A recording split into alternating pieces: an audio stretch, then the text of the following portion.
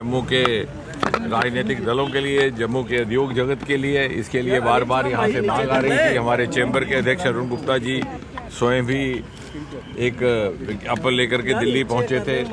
Bharatiya Janata party की ओर से भी ये मांग रही, सरकार का भी ये तकाजा था। मुख्यमंत्री जी जो वर्तमान में उन्होंने भी ये कहा, और ये भी हम ना भूलें कि पहली बार इसी स्थान पर, इसी रेल स्टेशन पर पहली रेलगाड़ी आज से लगभग 53 वर्ष पूर्व सन 1972 में आई थी।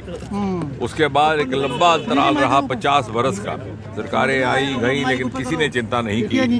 शायद उनकी प्राथमिकताएं भिन्न थी, शायद इस क्षेत्र का विकास हो, उनको इसकी प्राथमिकता ना थी। शायद वो ये भी नहीं चाहते थे कि कश्मीर घाटी रेल के माध्यम से बाकी हिंदुस्तान से जुड़ करके मुख्यधारा का हिस्सा बने। मोदी जी ने 2014 के बाद आने के बाद एक क्रांति लाई रेल के क्षेत्र में। प्रधानमंत्री बनने के बाद उनका सबसे पहला प्रमुख कार्यक्रम था कटरा रेलवे स्टेशन का लोकार्पण करना। उसके उपरांत पहले ही दौर में जब वंदे मातरम की प्रक्रिया प्रारंभ हुई देश में, तो कटरा दिल्ली की वंदे मातरम हमें नसीब हुई। तब सूची एक तैयार हुई कि कौन कौन सी रूट्स पर 2 बार वंदे मातरम चलनी है, तो दूसरी वंदे मातरम यहीं आई। जनता की मांग थी कि कठुआ और उधमपुर पर स्टॉप हो, वो भी रहा। उधमपुर के स्टेशन को एक शहीद के नाम पर, फौजी के नाम पर रखा गया, माटी तुषार महाजन।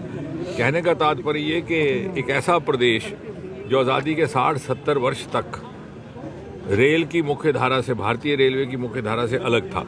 आज़ादी के समय रेल सिर्फ पठानकोट तक थी, सन 1972 में जम्मू तक पहुंची, और उसके बाद से छोड़ दिया गया था। और ये लोगों ने समझौता कर लिया था कि इससे आगे रेल की पटरी का निर्माण हो ही नहीं सकता। लेकिन मोदी है तो मुमकिन है। आपने देखा दुनिया का सबसे ऊंचा रेल का पुल यहाँ निर्माणित हुआ, जो नहीं हो सकता था वो हुआ।